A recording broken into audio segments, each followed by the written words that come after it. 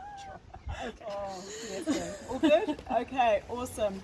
Hi, Chloe here, doing a little video and demonstration for the land-based training students on how to grow your microgreens. Okay, so this is part of one of our modules and assessments on growing microgreens and seeing if this is a viable way of value added or a market on its own, and so on and so forth. So without going into the details, this is literally a demonstration on how to sow it. So what I have given you is you've got 4 black trays, you have some little plastic ones like this, and then you've been given your seeds to sow. Now there's definitely an aspect of microgreens are not the same as sowing seeds for a garden. It is a germination aspect, so a lot of this growing is actually done in the dark, okay?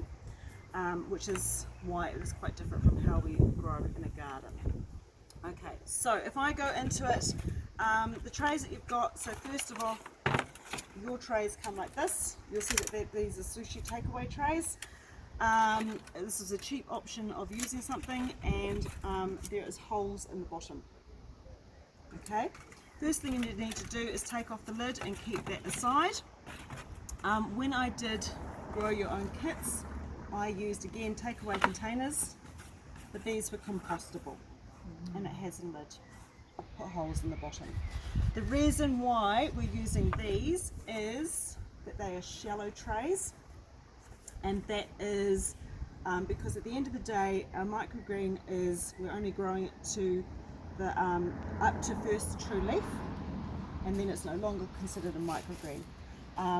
We're utilising the soil in here, and then this gets chucked out afterwards, so there's no point having deep containers.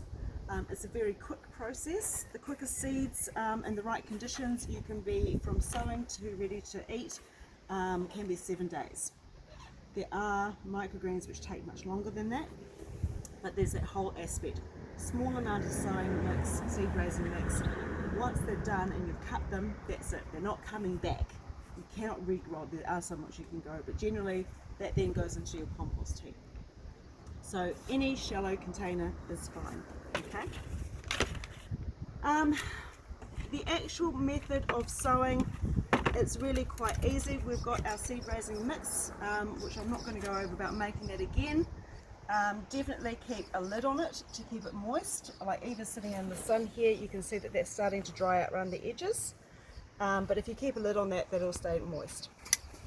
Really, really simple. Here is our mix.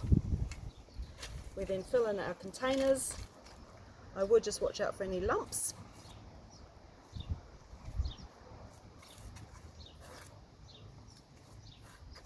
Up to the surface of the container. Okay, like that. And then this is an ice cream lid.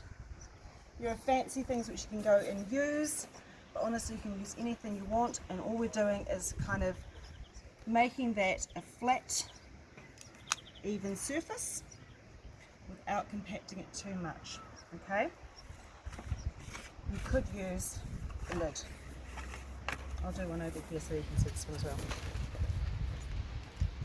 So I'll do this one slightly different because I've got peas for you as well. So this one I'm not going to fill it up to the very top. I'm going to leave a bit of a gap there.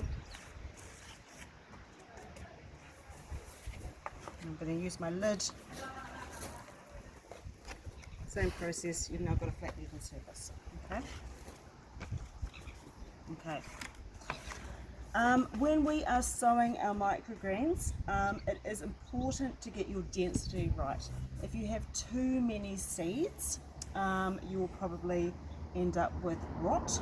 If you do not have enough seeds, you will have uneven germination. Figuring out how much you need is a trial and error aspect. Once you get better at it, there's definitely an aspect which you can kind of visually see it, but for beginners, I say figure it out, weigh it, and be exact. Okay. So what I've got an example over here, this was pak choi, and for a container this size I need 5 grams. There's literally 5 grams of seed. For students, you've got 2 lots of seeds in each bag, saving on plastic. Then there's this wonderful aspect of just sprinkling them on top. We had a conversation about best vessel to do this. This is one of these silicone cupcake molds. You do not need this, but I can tell you what, it does make life a lot easier. And then it's just a matter of literally sowing that onto your area. You'll see I'm going all the way to the edges, but there's no big areas where it's clumped together. Do you know what I've forgotten? My spray bottle. Do you want me to get it? I would love you to go get it. I think it's in the kitchen. Yep. So you can see there that there is about how many seeds I need for this area. Yep. Okay. Now that's on top, and we'll wait for the spray bottle to do that next stage. And pretty much this is how you can sow all of your seeds, including things like sunflower seeds. Except for peas is the one I've put aside here. Peas you need to soak overnight. Okay, so that's really important. I'm just going to strain this off here. Do not rinse your seeds. Awesome, thank you very much. But just strain them off. Okay. Now I couldn't remember if this was a double or a single, but you'll see pretty clearly we don't want them overlapping. We only want enough to cover that surface area, and because these are a larger seed, that's why I didn't fill my seed sowing mix right up to the top. And again, they're sitting on top. You'll see we're not covering those seeds, they're just literally sitting on top. I've pressed that a little bit into there, and then I'm going to get my water.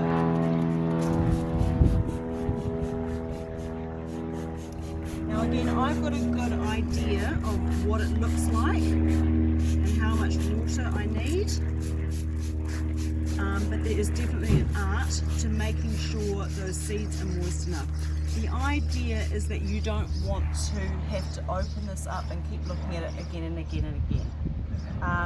What I've seen with a lot of people is they don't get their seeds wet enough, but there's this really fun thing that if you make it too wet, your seeds can rot. So there is an art to it, okay? For the peas, I know that that is more than enough, and that's probably a good amount there. Now I do remember, and I thought I'd try this one for this example, when we did the at-home kits, how to take lids off, there was a suggestion of putting a paper towel, and you can kind of see, and if that's wet, you want to keep that wet, you want to keep that moist. So if that's drying out, there's a high potential that your seeds are going to be drier underneath. Okay. Get your lid. Lid goes on top. It's a bit windy, so this will be interesting. Get your lid. Lid goes on top. So do we not have to use a paper towel, or? You do not need to use a paper towel, but if you are not sure about your moisture levels, you can definitely put one in there, like that. Okay.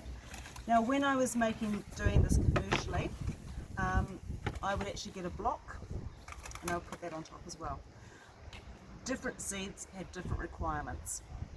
Some seeds needed cover on and a block, some things just needed a cover, some things needed no cover and they actually needed it to be like this. Different seeds need different requirements if you're doing this commercially. For our experiment, this is as much as we're going to do. Now, from here, you need to put your seeds in a warm place, but not too hot. So ideal temperature is between 20 and I think 26 degrees Celsius. You can do microgreens at a lower temperature, they will just take longer. But I would definitely be careful of hotter temperatures. When I did my microgreen growing,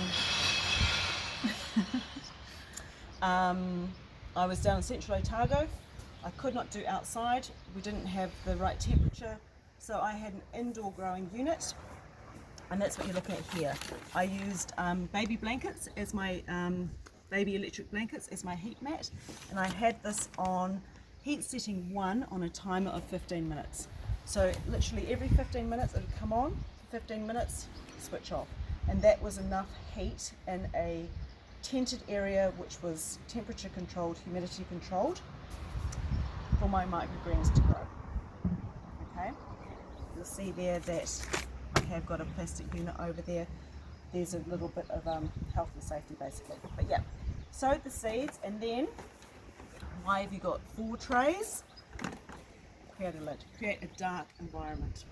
Okay, so you can see straight away there's a big difference between sowing seeds for your garden and how you sow microgreens.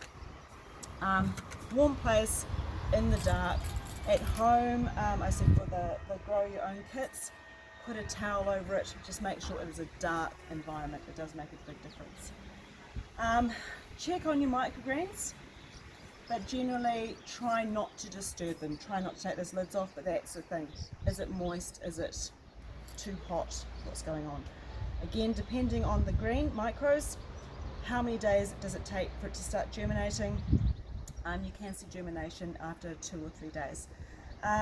Check with the book I've sent you. There's an aspect of being able to see the hair fibres or the microfibres on the root fibres on the seeds. A lot of people mistake this for mould. It's not. This is what is happening underground. You just usually can't see it. Yeah, mould is very definitely mould. Okay, it is a massive thing with microgreens about getting mould. And if you want to do this organically without sprays and bits and pieces, yeah, I think at the end of the day, there is an aspect that if you're doing it on a larger scale commercially, that is something which we need to look at. When I was doing this, in the notes, I think it's one person picked up on it, it says GSE, and that was grapefruit seed extract. And I use grapefruit seed extract as a food safe anti-fungal spray, which you could then, yeah, find Spray approved at the beginning. yeah, and during and so on and so forth. Yeah. So as we are growing our microgreens, what you will notice is that the microgreens will start pushing up, and the lid will start coming out like this. And when the microgreens are about so tall, that's when you would uncover this. You would water from the base, do not water from the top. Again, minimizing fungal issues and so on and so forth. So I'd have a big bucket of water, I would put that in the water, it absorbs up through the bottom. And then you need to put your microgreens in a sunny spot. The sun action will do the photosynthesis, turn your micros green, and pretty much 1 or 2 days later, depending on the microgreen, once the leaves are fully unfilled, then they're ready to go. And that is how you grow microgreens versus seedlings.